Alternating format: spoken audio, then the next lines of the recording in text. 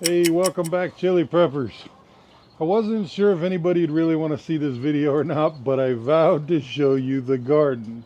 Good, bad, and ugly. Today we actually have the bad and the ugly, and I'm going to show you both. Sometimes, just like ranchers, gardeners and farmers have to make the decision to cull the crop. And today we have two. This is killing me because if you know me, you know I don't like to kill a plant. But I have one for sure that it's time to get it out of the bed. I don't like it. First year growing it, I'm not going to grow it again, although I hear rumors about just how hard it is to get rid of once you have grown it. And then I have another bed that has one of my favorite things in it, but it's just not doing well now. It's not performing, so I think we're going to pull it and get ready for the winter bed because space is at a premium in the Chili Prepper garden, and I need all the soil I can get, especially because I feed the chickens. First one. This was my first year growing tomatillos, and I gotta say, I don't like them. I had never eaten them before. I know that it's in a lot of sauces, and that was part of what made me want to try it. My son and I decided to go ahead and plant them because they're always better out of your own garden to be the first to try them.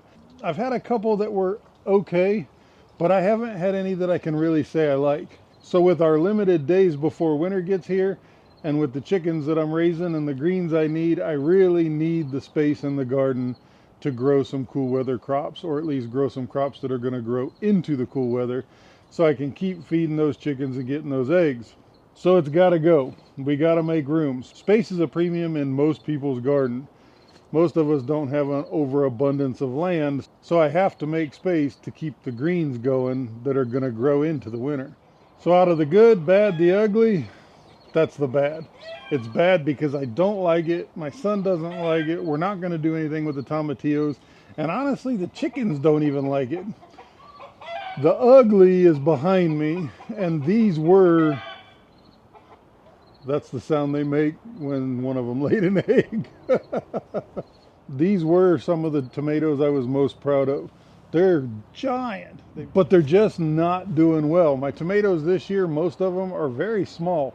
I'm getting a lot of them, but they are very small. And I'm really getting a lot of the blossom end rot, which is something that kind of shocks me because I give them plenty of calcium and magnesium and everything else under the sun. But let me show you one and show you why I'm thinking it's time to rip them out. So out of all my tomatoes this year, I've been getting a lot of splitting, and I water my stuff a lot. When it's really hot outside, especially, well, these are in horse troughs. When it's really hot outside, they're getting soaked deep twice a day.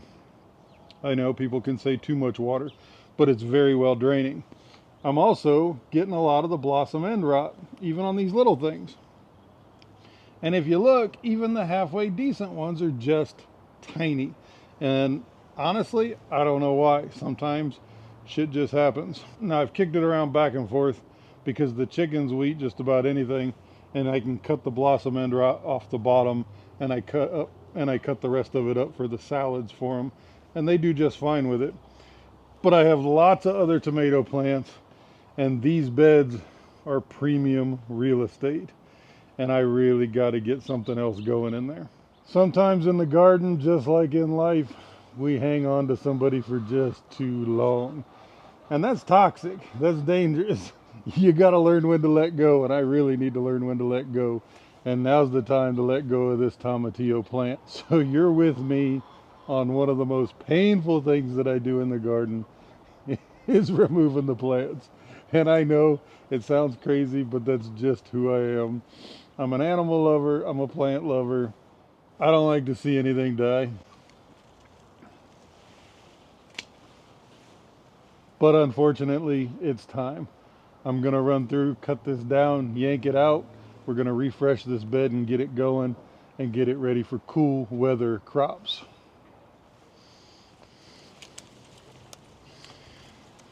All right, you were with me to witness it. You've been with me during my best and my worst. But I thought I better make this video just to kind of show everybody it's okay. Sometimes you have to do it.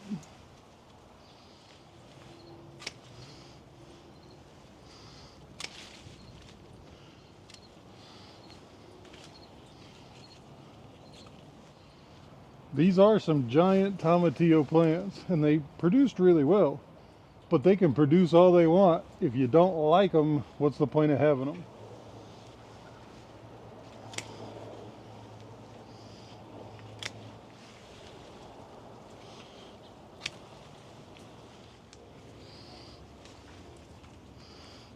Look at the root balls on these things.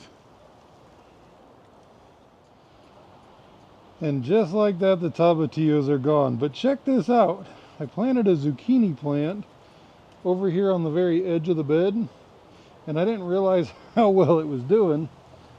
I've got a couple giants under there that I didn't even know I had. Just like we've done in a bunch of my other videos, anytime I pull something out of a bed, even an established bed that's been here for years, that doesn't get a whole lot of sinkage, I still put a whole top layer of eco compost or local compost, whatever. But like I said, as far as bag compost goes, I've had really good luck with eco. And just like that, you wouldn't even know the tomatillos were there. Because of the time constraints, we're already in September, and I use liquid fertilizer when I water anyway. We're not going to let the bed rest. We're going to quickly throw the broccoli and cauliflower that I have over here already started and already big. Now, there's a couple benefits to the reason I'm doing that. One, I like broccoli and cauliflower. Two, I found out the chickens really like broccoli and cauliflower leaves. So as they get overgrown and I can clip those bottom ones away, I can put that in their salad too, and it benefits the chickens.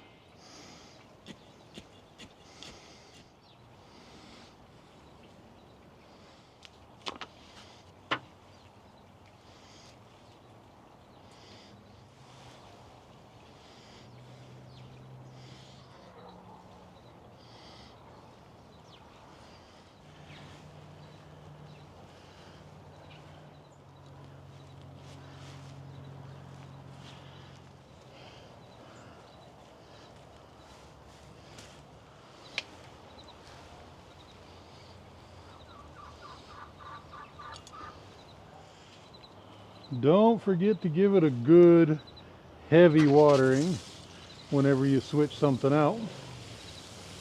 You want that water to penetrate deep, especially in my beds because I do the hugelkultur method. So when I started this bed, there's logs down in the bottom that are decaying and putting nutrients back into the soil. And just like that, we turned another page in the garden. And yes, it was painful, but I'm glad you were here to see it with me. And the whole point of this is just to realize, don't get too attached. And I know that's hard. It's hard for me too. But I'm really trying to work on it. And if a plant isn't producing and it's not going to give you something that you need in that season, get that out of there and get something in there that will. Honestly, having the chickens out here has really done a number on teaching me that. I'm always one that'll hold on and keep trying to make it better and keep fertilizing it and thinking I'm going to get it. And then at the end of the season, I worked a whole bunch for nothing on a bunch of these plants. But because I know how much I need to grow for the chickens, I've kind of changed my mind on that, and I'll rip it out and put another one in. Now, I'm not going to make you watch me do it with the tomato plants. I'll pull those out. I haven't quite decided what I'm going to plant in there yet, but it's going to be from seed and it's going to be a cold weather crop. Probably be collards or kale because both of them are real prolific. Hopefully this video did something for you because it sure did me. And it's all part of the ongoing learning curve. Hopefully you like this type of video and you stick around with me for years to come. Like I always say, you don't have to be a prepper to be prepared. And I will see you on the next one.